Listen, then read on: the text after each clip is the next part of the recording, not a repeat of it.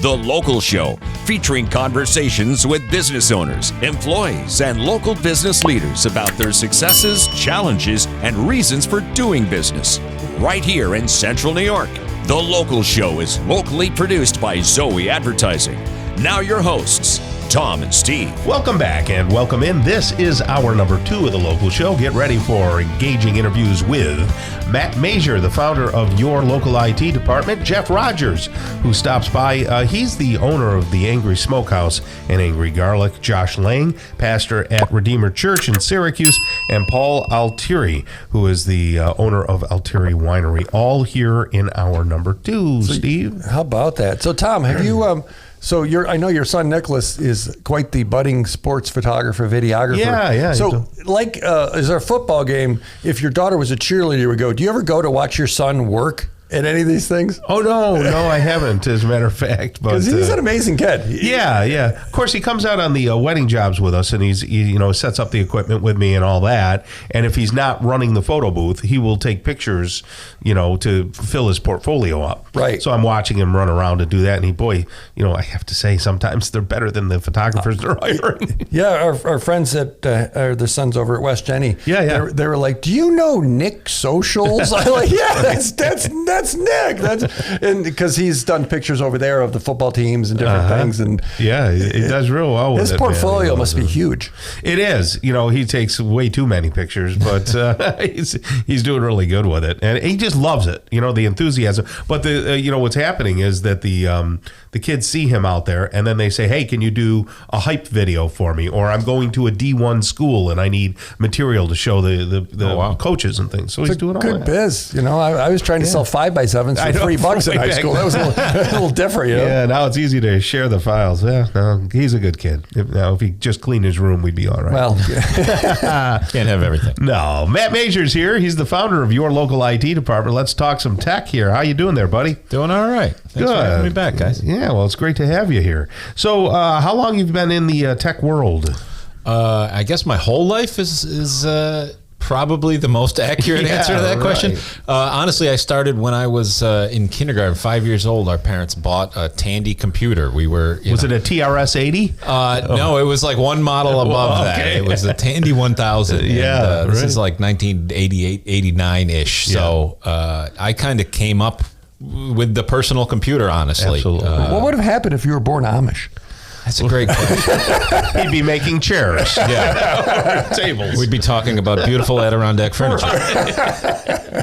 Yeah. I go back to when I was working at Radio Shack, and we used to have to do the daily reports plugging in the tape recorder into the machine. And that's how you used to, save data. And you could hear it. Any listeners belong to the Battery of the Month Club? Oh, yeah. At Radio It was Shack? also fun, And it too. was always a 9-volt because that was the most expensive battery, Yes. right? Yeah. But yeah. So way back then, that's the way computers communicated. Yeah. It came up from there. As a teenager, I got a job at a local computer shop, and back then that was the only place you got computer. That was before Amazon or online shopping really in general.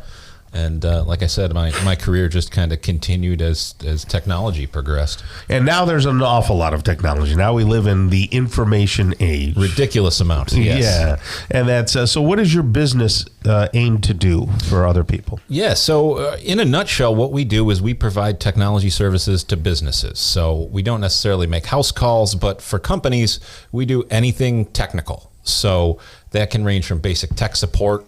This thing doesn't work, I need a password reset, up to kind of IT leadership and long-term planning and looking for ways to use technology to make the business better. And that's what we really like doing.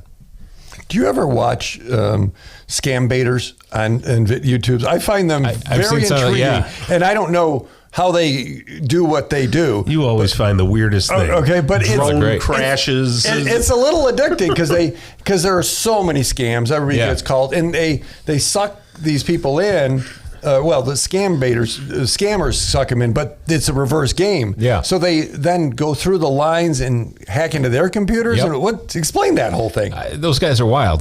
They're basically using kind of the same things against these folks that do nefarious things. And they'll call you. You've heard of these scams probably. They call you up and they say, "We're Microsoft support," which they don't ever call you. Right. But they somehow talk you into letting them remote into your computer, and then they access all your stuff, and they try to talk you into buying things or transferring money around. And what these guys will do, these scam guys, is they know what's up. They trace, basically figure out where the call is coming from, hack into those usually foreign call centers, and they tap right into the security cameras in those call centers. So it's the security cameras. Okay, that makes sense. Yeah, so you'll see in some of those videos where they actually have the footage of inside. That's because the guy hacked into the camera, and he's literally looking at the guy calling him, telling you, my name is Joe, and he's clearly, not Joe. Your name is the demon, or whatever it is, and you're wearing a red sweater, right? And the guy's like, well, how do you want to? And it's pretty wild. Yeah, I mean, you could imagine, you call somebody and they start telling you what's happening in your room. That's right. So how does security tie in this crazy world? Sure. How does your business help secure people from this kind of garbage? Yeah, so cybersecurity has been huge, and it's one of those things that for a long time we just said, you could go buy this antivirus tool and that was good, but we're far past those days. So we've actually in the last year plus added a whole suite of dedicated cybersecurity services. In fact, for some folks, we do nothing but that sort of protection. And it comes in multiple layers. We watch things in your Microsoft environment. So when you're signing in, your email, Teams, those types of things are secure. That's a main place for somebody to try to hack in and get into your account. And then on your computer itself, at what they call the endpoint these days, we do 24/7 monitoring, and we've got what's called a SOC, a Security Operations Center, that keeps track of these things 24/7. And the first sign of trouble, they can jump in even in the middle of the night and hopefully stop and remediate a problem before it becomes a take down the whole company sort of issue. And what's the best way to manage passwords? You need a password manager. And there's a bunch of them. That's not you. No, okay. No, it's not a person. It's a piece of software. There's a few Google Chrome has one built in. Some folks just don't like giving their information to Google. We are big fans of a product called Bitwarden.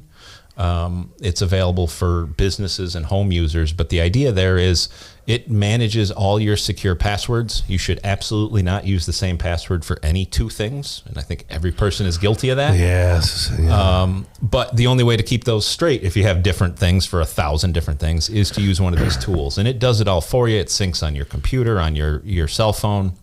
It even does your multi-factor authentication, so you don't need 10 different apps for everything. Do you even know your password, or is it just like under the radar? For most things, you don't, and that's one of the things that I use for a lot of these is so like Bitwarden or any of those will have a master password, right? You always need that one password to get into your computer and do whatever. Is the word password a bad password? Yes. Okay, just a second. But what this thing will do for you is it'll generate, and it's just a jumble of 20 characters of nonsense. You couldn't recite it or remember it, and it fills it in for you, so you don't have to worry about that, and that's where it's at. Very nice. There was a question I was going to ask, and now have you seen the latest AI stuff? I follow a couple of people on YouTube. This Suno, have you heard of Suno? I don't know if I've heard of that particular one. It's a music software type thing. Gotcha. And now you can actually hum of anything into the microphone, and it will take and create full pieces of music based on different styles. Like you could have EDM or jazz. I saw that. Somebody did a country one. It was like, here's a song about a frog got hit by a car, and they're like, where? And it goes and it generates it, and it's just unbelievably how great it is. That stuff, it's moving so fast. Months ago we talked about this, and I said it wasn't there yet to replace people. It's still not, but damn, it's just adding features by the second. So your local IT department, localitdept.com. That's us. They have that right. Matt, if someone wants to call and they feel like I need some help and my business needs some help getting this thing squared away, 333-0999. That's it, and you'll get directly to a human at all times. A human. All right. Thank you very much. Thanks, guys.